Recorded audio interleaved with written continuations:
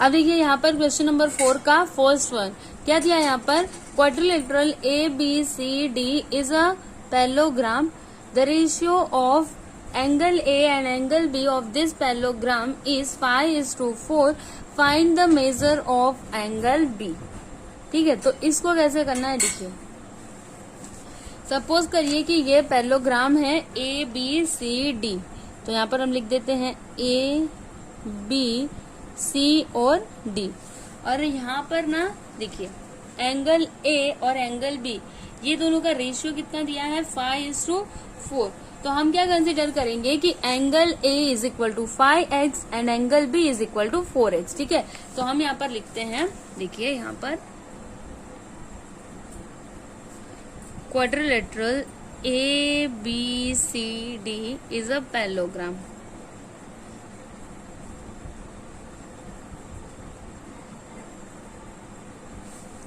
यहाँ पर हम लिखेंगे let angle A is equal to 5x और angle B is equal to 4x।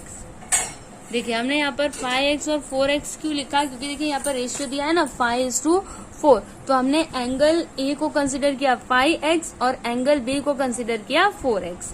ठीक है, तो अब देखिए यहाँ पर एंगल A और एंगल B ये दोनों क्या है, एडजेसेंट एंगल्स है ना, और हमें पता है कि जो पैरेललोग्राम होता है उसके एडजेसेंट एंगल्स क्या होते हैं, सप्लीमेंट्री होते हैं, है ना, आपने ये 8th स्टैंडर्ड में पहले पढ़ा है।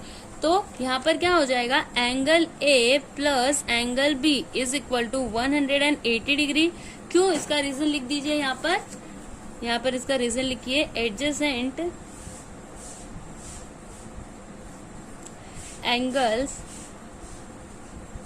of a parallelogram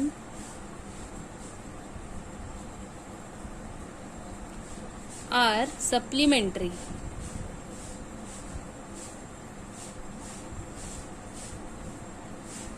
अब एंगल A कितना है 5x है ना, तो यहाँ पर लिखिए 5x, एंगल B है 4x is equal to 180 degree. दोनों को ऐड करिए, 9x is equal to 180 degree.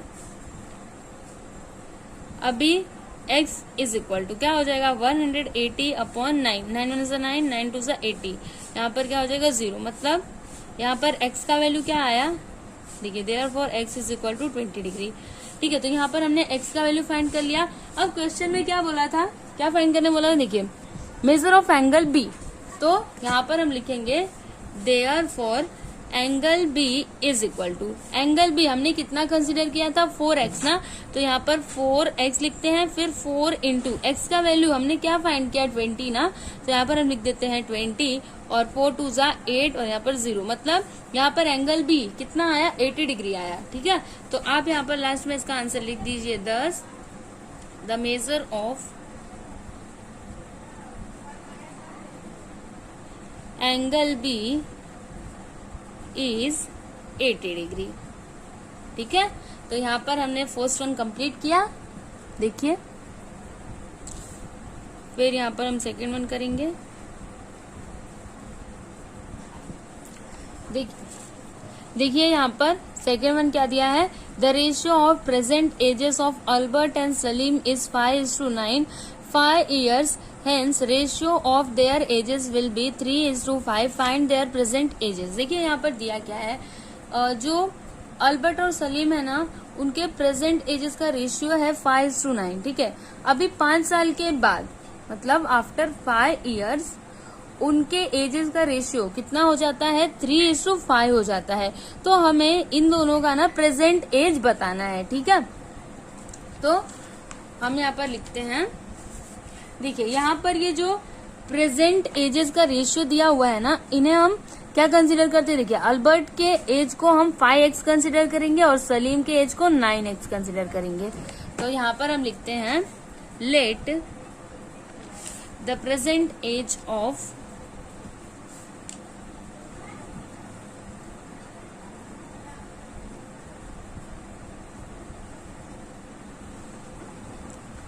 Albert B, क्या लिखेंगे हम यहाँ पर 5x and the present age of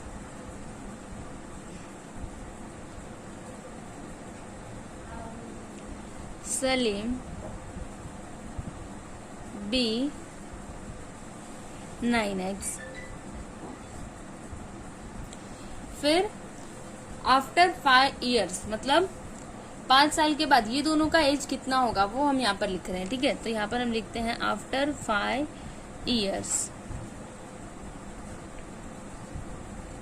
as of Albert कितना हो जाएगा। अल्बर्ट का एज बताइए। देखिए अब भी अल्बर्ट का एज है 5x, तो 5 साल के बाद कितना होगा 5x में, और 5 को हम ऐड कर देंगे, है ना। तो यहाँ पर हम +5 और यहाँ पर ईयर्स लिख देते हैं।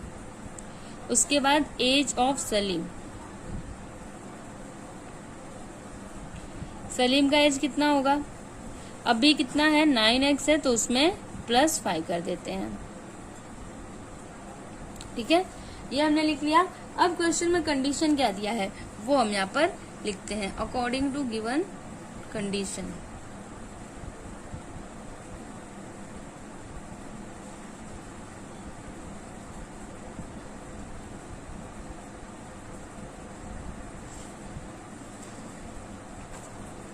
देखिए यहाँ पर क्वेश्चन में क्या दिया है कि 5 year hence ratio of their edges will be 3:5, मतलब 5 साल के बाद उनके एजेस का रेशियो हो जाता है 3:5। तो देखिए हमने यहाँ पर आफ्टर 5 years दोनों के एजेस फाइंड आउट किया है ना, 5x + 5 और यहाँ पर 9x + 5।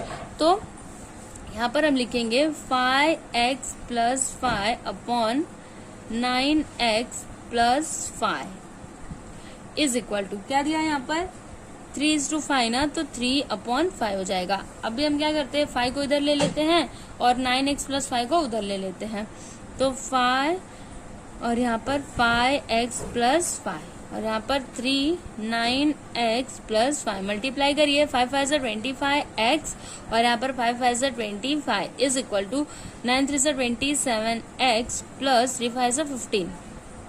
अब हम क्या करते हैं, देखिए ये जो 25x है ना, इसको हम उस साइड ले लेते हैं, तो यहाँ पर 25 और 15 को इस साइड ले लेते हैं, तो -15 हो जाएगा और यहाँ पर 27x - 25x हो जाएगा। ठीक है, अब यहाँ पर 25 - 15 क्या हो जाएगा 10 is equal to 27x - 25x क्या हो जाएगा यहाँ पर 2x। अब 2 को इधर ले लेते हैं तो डिवाइड में हो जाएगा, अभी 2 1 से 2 2 5 से 10, इट मीन्स यहाँ पर x का वैल्यू क्या आया 5 आया, x का वैल्यू यहाँ पर क्या आया 5 आया। ठीक है, तो हम यहाँ पर लिखेंगे therefore the present age of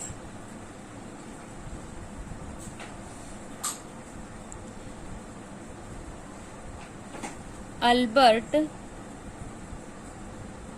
is equal to, देखिए हमने प्रेजेंट एज अल्बर्ट के प्रेजेंट एज को क्या कंसिडर किया था 5x ना, तो यहाँ पर आप लिख दीजिए 5x। अभी x का वैल्यू कितना आया 5 आया ना, तो 5 × 5 करिए क्या आएगा 25, मतलब जो अल्बर्ट है उसका प्रेजेंट एज कितना है 25 ईयर्स, मतलब वो अभी 25 साल का है। तो यहाँ पर आप लिख दीजिए 25 ईयर्स और यहाँ पर अभी हम सलीम का लिखेंगे the present age of Salim is equal to कितना कंसिडर किया था हमने, देखिए यहाँ पर 9x, तो 9 × 5 कितना हो जाएगा 45, तो यहाँ पर आप लिख दीजिए 45 ईयर्स। ठीक है, तो यहाँ पर हमने क्वेश्चन नंबर 4 का सेकेंड वन भी कंप्लीट किया। देखिए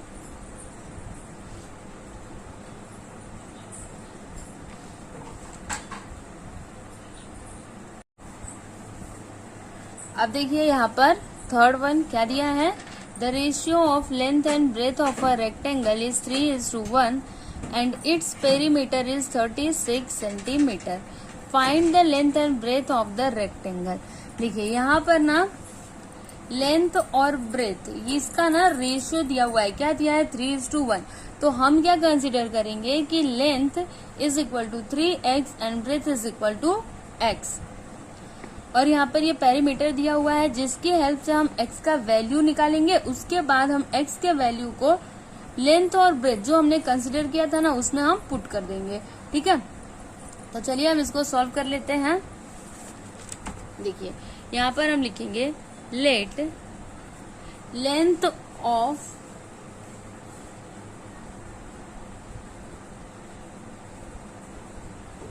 a rectangle be 3x and breadth of a rectangle be x। ठीक है, अभी यहाँ पर पेरीमीटर कितना दिया है, यहाँ पर रेक्टेंगल का पेरीमीटर दिया है 36 सेंटीमीटर। ये क्या है, गिवन है, तो यहाँ पर हम गिवन लिख देते हैं। ठीक है, अब पेरीमीटर की हेल्प से हम x का वैल्यू निकालेंगे। तो बताइए पेरीमीटर ऑफ रेक्टेंगल, इसका फॉर्मूला क्या होता है 2l प्लस b, मतलब लेंथ प्लस ब्रेथ। तो यहाँ पर हम लिखते हैं perimeter of rectangle is equal to 2l plus b। अभी पेरीमीटर कितना है 36 है, यहाँ पर 2l प्लस b। तो बताइए लेंथ कितना है, मतलब हमने कितना कंसिडर किया है 3x और ब्रेथ को x, 2 इंटू यहाँ पर क्या हो जाएगा 4x, दोनों को मल्टीप्लाई करेंगे तो 8x। अभी देखिए यहाँ पर ये 8 इधर मल्टीप्लाई में है, जब इस साइड आएगा तो डिवाइड में हो जाएगा, तो यहाँ पर 36 अपॉन में 8 और यहाँ पर x हो जाएगा।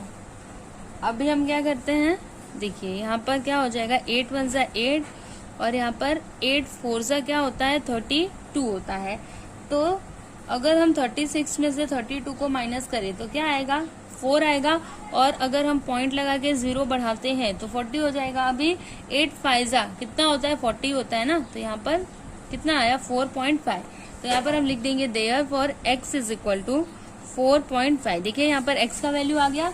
अब हम इस x के वैल्यू को ना यहाँ पर लेंथ ऑफ अ रेक्टेंगल इसमें पुट कर देंगे और ब्रेथ में भी पुट कर देंगे, जिससे कि लेंथ और ब्रेथ दोनों आ जाएगा। तो यहाँ पर हम लिखते हैं therefore length of a rectangle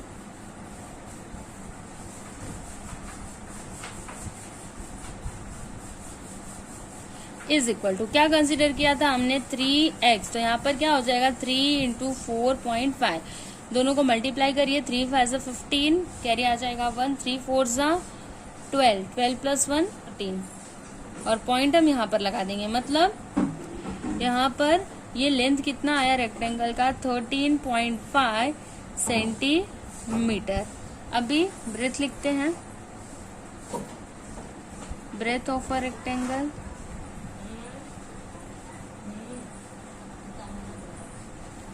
is equal to, क्या है x हमने कंसिडर किया था ना, तो x इज इक्वल टू, अभी बताइए x का वैल्यू कितना है 4.5, तो यहाँ पर 4.5 सेंटीमीटर। ठीक है, तो ये देखिए यहाँ पर हमने थर्ड वन कंप्लीट किया। उसके बाद से यहाँ पर फोर्थ वन क्या दिया है, देखिए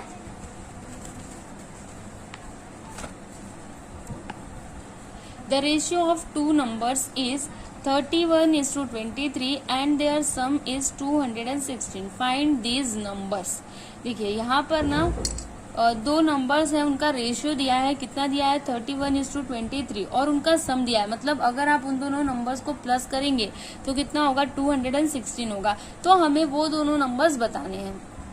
तो देखिए हम क्या कंसीडर करेंगे कि वो जो दोनों नंबर्स है ना उसमें से एक नंबर है 31x और दूसरा नंबर है 23x। ठीक है, और यहाँ पर ये जो सम दिया है ना इसकी हेल्प से हम x का वैल्यू फाइंड करेंगे और फिर उसकी हेल्प से हम वो दोनों नंबर्स भी फाइंड आउट कर लेंगे। ठीक है, तो चलिए हम इसको करते हैं।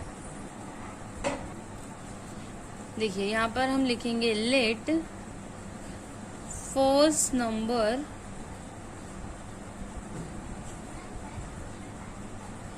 be 31x and the second number be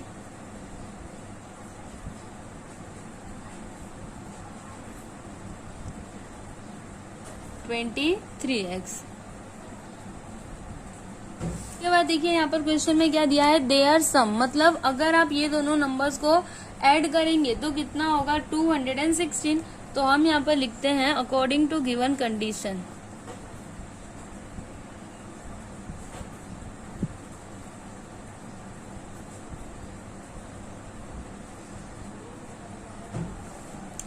क्या हो जाएगा देखिए 31x plus 23x is equal to 216। अभी ये दोनों को प्लस कर देते हैं तो यहाँ पर 4 और यहाँ पर 5 इज इक्वल टू 216। तो यहाँ पर x is equal to 216 upon 54। अभी आप इसको काटिए, किससे कटेगा, ये दोनों नंबर किससे कटेंगे। हम सबसे पहले क्या करते हैं ना, इसको 2 से ही काटते हैं, ठीक है। अगर हम छोटे नंबर से काटेंगे ना तो हमारे लिए और भी इजी हो जाएगा।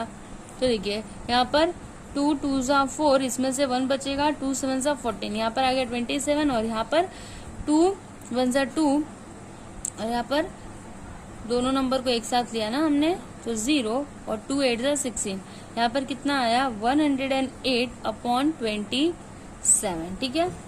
अब आप क्या करिए ना, इन दोनों को ना 9 से काटिए। तो देखिए 9 3 सा 27 और यहाँ पर 9 1 सा 9, इसमें से 1 बचेगा, 9 2 सा 18, तो यहाँ पर कितना आया 12 अपॉन 3। अभी आप इसको 3 से डिवाइड करिए, 3 1 सा 3 और यहाँ पर 3 4 सा 12, तो यहाँ पर कितना आ गया 4। इट मीन्स यहाँ पर x का वैल्यू आया 4, ठीक है। तो हम यहाँ पर लिखेंगे therefore fourth number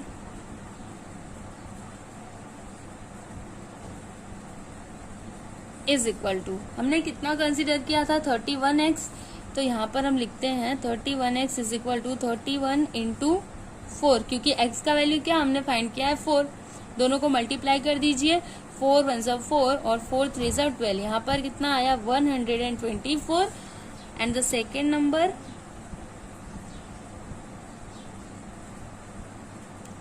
is equal to, क्या कंसिडर किया था हमने 23x, तो यहाँ पर क्या लिखेंगे 23 इंटू 4, मल्टीप्लाई करिए, 4 3 सा 12, क्या रह जाएगा 1, फिर 4 2 सा 8 प्लस 1 9, यहाँ पर कितना आया 92। मतलब वो दोनों नंबर्स कौन कौन से हैं, एक नंबर तो 124 है और दूसरा नंबर है 92। देखिए यहाँ पर फिफ्थ वन क्या दिया है, if the product of two numbers is 360 and their ratio is 10:9 then find the numbers. तो देखिए ये वाला क्वेश्चन भी फोर्थ के जैसा ही है, बस यहाँ पर क्या डिफरेंस है, देखिए इसमें सम था और यहाँ पर क्या है प्रोडक्ट है। तो यहाँ पर ये जो रेशियो दिया है ना, इसमें ना हम फर्स्ट नंबर को कंसिडर करेंगे 10x और जो सेकंड नंबर होगा उसको 9x कंसिडर करेंगे। फिर यहाँ पर ये जो कंडीशन दिया है, क्या दिया है यहाँ पर, प्रोडक्ट ऑफ टू नंबर्स, मतलब वो जो दो नंबर्स हैं उनका प्रोडक्ट मतलब उनका मल्टीप्लीकेशन कितना होता है 360। तो हमें वो नंबर्स बताने हैं, ठीक है, बहुत ही इजी है। चलिए हम इसको सॉल्व कर लेते हैं। देखिए यहाँ पर हम लिखेंगे let the first number B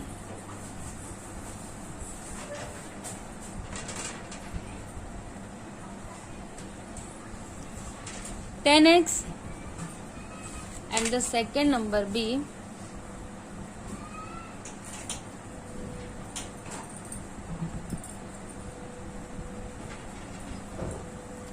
(9x).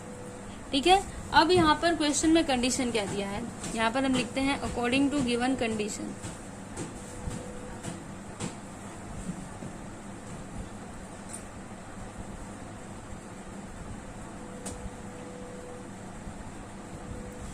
क्या दिया यहाँ पर कंडीशन कि प्रोडक्ट ऑफ टू नंबर्स, मतलब ये जो दो नंबर्स है ना इनका प्रोडक्ट किसके इक्वल होगा 360। तो यहाँ पर हम लिखते हैं 10x into 9x is equal to 360। अब 10 9 जा 90 और यहाँ पर x स्क्वायर हो जाएगा इज इक्वल टू 360। अब ये देखिए ये जो 90 है ये इधर मल्टीप्लाई में है, जब इस साइड जाएगा तो डिवाइड में हो जाएगा। तो यहाँ पर x square is equal to 360 upon 90, 0 0 cancel और यहाँ पर 9 1 9 और 9 4 36, मतलब यहाँ पर x स्क्वायर कितना आया 4 आया। अब x इज इक्वल टू, इसको हम रूट में कर देते हैं, तो रूट से जब इसको बाहर निकालेंगे तो यहाँ पर 2 हो जाएगा। इट मीन्स यहाँ पर x का वैल्यू क्या आया, 2 आया। तो अब हम फर्स्ट नंबर और सेकेंड नंबर निकाल सकते हैं। तो यहाँ पर हम लिखेंगे therefore the first number is equal to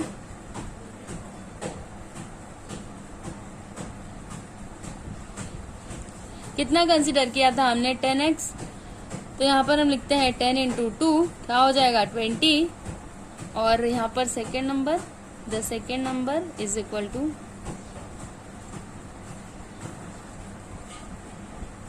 कितना कंसीडर किया था हमने, 9x। तो यहाँ पर 9 इंटू 2 हो जाएगा, अब 9 2 ज़ा 18। ठीक है, तो यहाँ पर हमने फिफ्थ वन भी कंप्लीट किया। देखिए, अगर आपको इसका स्क्रीनशॉट लेना है तो आप ले सकते हैं।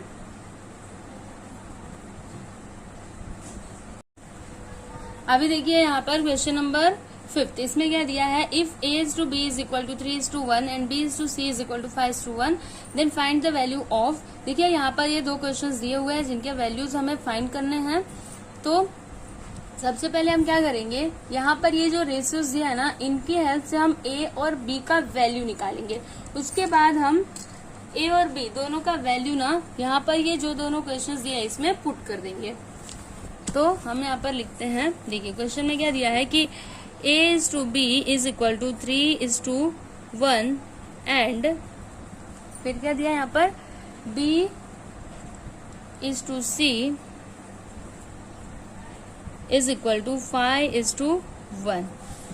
तो यहाँ पर a upon b is equal to क्या हो जाएगा 3 upon 1 and b upon c is equal to क्या हो जाएगा 5 अपॉन 1। अभी क्या करते हैं, हम 1 को इधर ले लेते हैं, b को उधर कर देते हैं। तो a इज इक्वल टू क्या आया यहाँ पर 3b आया एंड यहाँ पर b इज इक्वल टू क्या आया 5c आया। अब देखिए ये जो b का वैल्यू आया ना 5c, इसको हम क्या करते हैं यहाँ पर पुट कर देते हैं।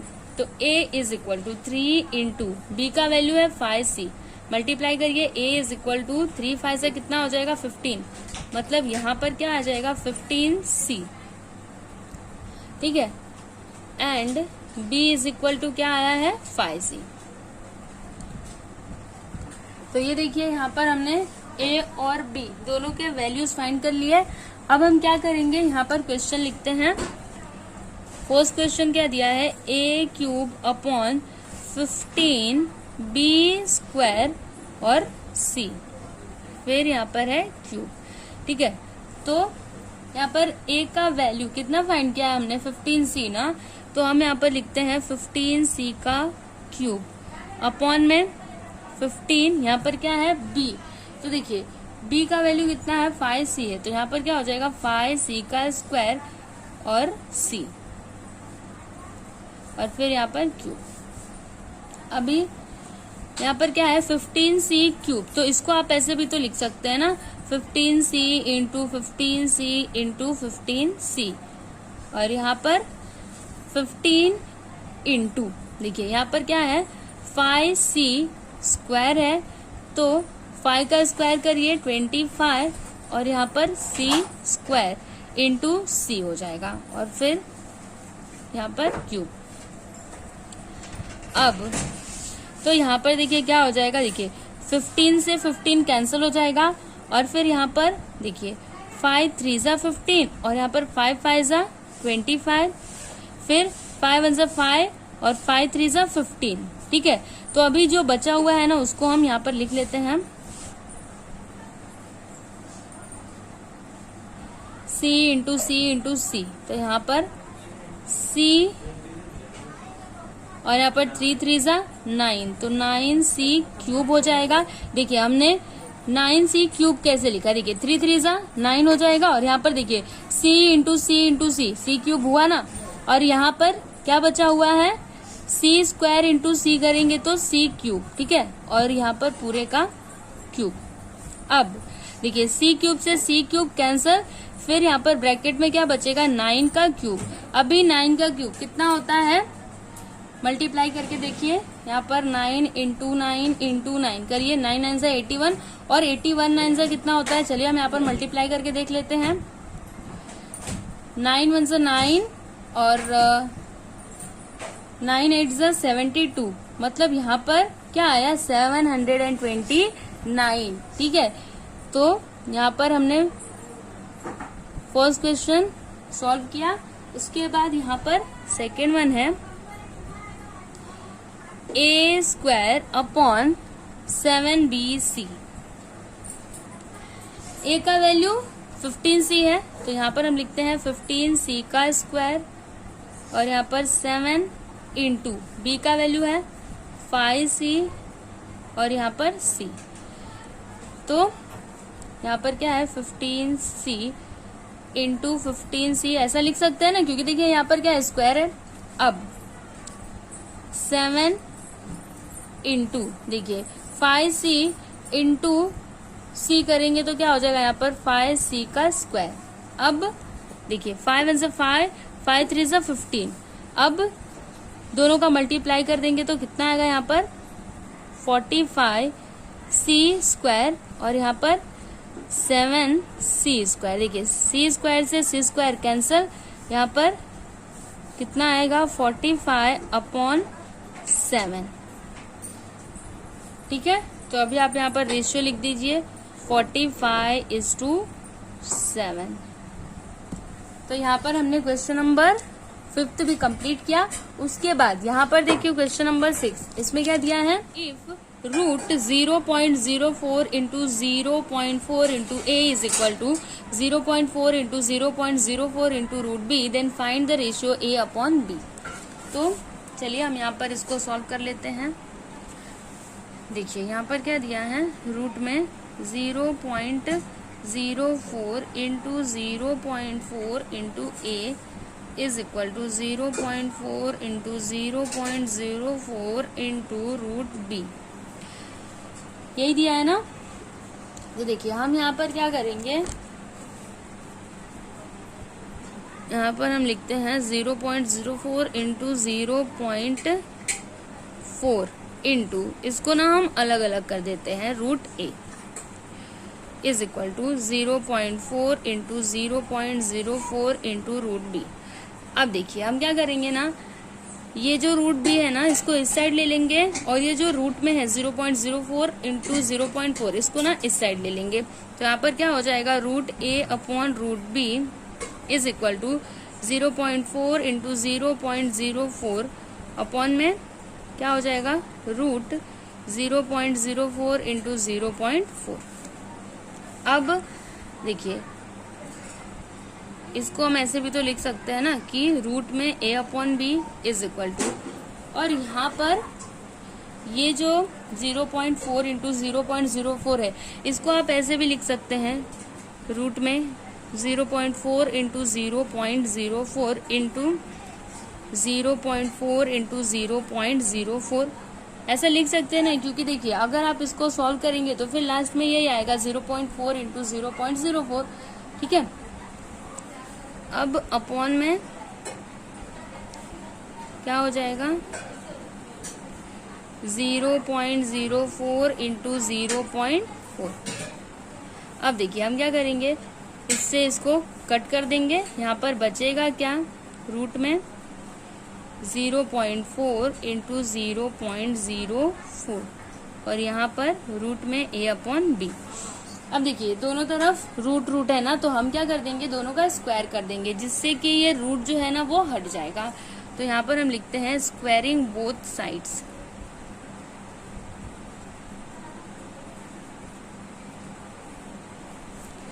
तो यहाँ पर रूट में a अपॉन बी का स्क्वायर और यहाँ पर रूट 0.4 इंटू 0.04 का स्क्वायर। तो क्या हो जाएगा, देखिए स्क्वायर से ये रूट कैंसिल, यहाँ पर भी वही होगा। तो यहाँ पर a अपॉन बी कितना आएगा 0.4 इंटू 0.04। अब देखिए यहाँ पर a upon B is equal to, देखिए इसको आप ऐसे लिख सकते हैं ना 4 अपॉन 10। देखिए हमने यहाँ पर 4 अपॉन 10 क्यों लिखा, क्योंकि देखिए यहाँ पर क्या है 0.4 है, तो हमने इसमें क्या किया 10 से मल्टीप्लाई किया। क्यों मल्टीप्लाई किया, ताकि ये पॉइंट यहाँ से हट जाए। और यहाँ पर भी सेम वही हमने किया, यहाँ पर किससे मल्टीप्लाई किया 100 से मल्टीप्लाई किया।